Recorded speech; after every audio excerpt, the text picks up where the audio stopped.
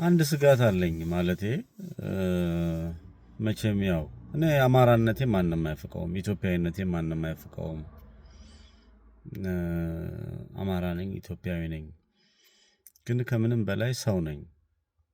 ሰው ስለሆንኩኝ ነገሮችን ዙሪያ ጥምጥም ማየት እወዳለሁ። ምክንያቱም እግዚአብሔር የሰው ልጅ ከእንስሳ ለየት አድርጎ የፈጠረው እንዲያስብ ነው። ስለዚህ የማስብበት ጭንቅላቴን አስባለሁ፣ አያለሁ፣ ምንድነው ችግሩ እፈረፍራለሁ፣ ነጋ ጠባ ምንድነው እየሆነ ያለው የሚለውን ነገር በደንብ አያለሁ። በተለይ ኢትዮጵያ ውስጥ የሰው ልጅ የተባለ በሙሉ በሰላም በፍቅር ቢኖር የኔ ደስታዬ ፍላጎቴም ሁሉን ነገር እሱ ነው። እኔ ብታምኑኝም ባታምኑኝም ለትግራይ ለአማራ ህዝብ እመኘው ለትግራይ ህዝብ እመኝለታለሁ። መልካም ሰላም ፍቅር ለትግራይ ህዝብ እመኛለሁ። ለትግራይ ህዝብ እመኘው ለኦሮሚያ ህዝብ እመኝለታለሁ። ለሶማሌ፣ ለጋምቤላ፣ ለቤንሻንጉል ለህዝቦች በሙሉ ሰላም እመኝ ልጅ ነኝ። ሰላም ነው የማስበው። ስለ ሰላም ነው የሚጨንቀኝ። አማራ ነኝ ብዬ ያልኩት በማንነቱ ንጹሃን ከየዩኒቨርሲቲው እየተገደሉ እየተጨፈጨፉ ሬሳቸው ሲላክ 30 እና 20 ዓመት መከራ ሲበዛበት አማራ ነህ እያለ ሲጨፈጨፍ፣ አዎ አማራ ነኝ፣ ከሚጨፈጨፍ ከሚታረድ ጄኖሳይድ ከሚፈጸምበት ህዝብ ጎን እቆማለሁ ብዬ አማራ ነኝ ብዬ አማራነቴን ቆሜያለሁ። ከዛ ውጪ ኢትዮጵያዊነቴ ከሁሉ ጋር የሚያጋራኝ የምወደው ማንነቴ ነው።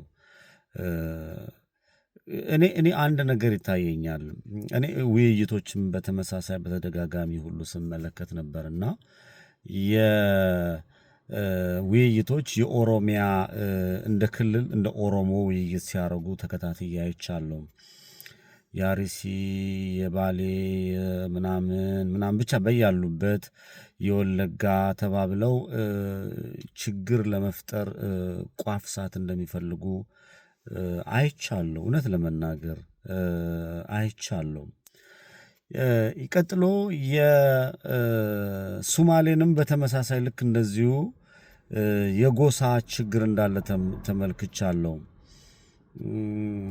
ደቡብ በጣም አስጊ የሆነ እንደ ደቡብ ስለተከለለም የስልጤ፣ የወላይታ፣ የጉራጌ፣ የከምባታ፣ ሀዲያ በጣም ትልቅ ችግር አለ። የመገፋፋትና ጊዜ መጠባበቅ። ሰላም ጠልቼ አይደለም፣ ሰላም በጣም ነው የምፈልገው።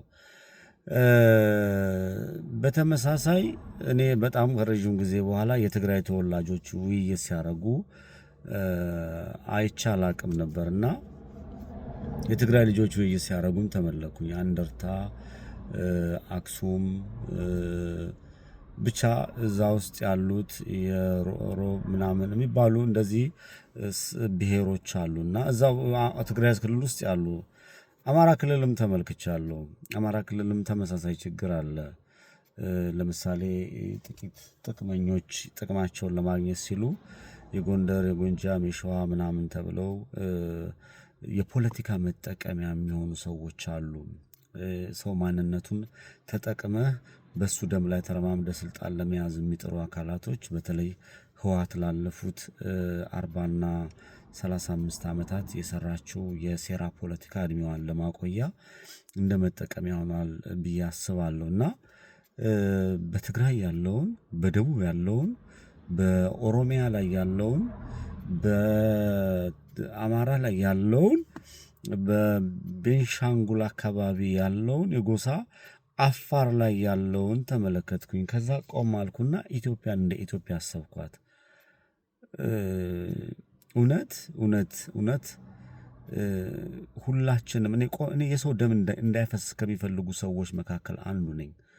ቆም ብለን ማየት ካልቻልን እኔ ይሄ ጩኸታችን ሁሉ ከንቱ ነው ብዬ ነው የማስበው። ብልጽግና የሚባለው ገዳይ ከየአካባቢው፣ ከየሰፈሩ፣ ከየመንደሩ የፖለቲካ ልሂቃን ወይም ደግሞ እነዚህ ከላይ ያሉት ስልጣናቸውን ማርዘም የሚፈልጉት የኢትዮጵያን ሕዝብ እያባሉ ለመጓዝ ነው። ለዛ ሕዝብ የሚጠቅም ነገር የሚሰሩ ሰዎች የሉም። ለዛ ሕዝብ የሚጠቅሙ እውቀት ያላቸው ሰዎች እየተነቀሉ አውሬና ይሄ ጥቅመኞች ወደፊት እየመጡ ይሄን ሕዝብ ለማባለትና ለማጫራስ የሚሄዱበትን አቅጣጫ እንዳለ ተረድቻለሁ። እስቲ ልክ እንደኔ እይታችሁን ተመልከቱና ለኢትዮጵያ የሚበጃት ምንድነው የሚለውን ብናይ መልካም ነው ስለማስብ ነው። እናስብ፣ ያሳስበኛል።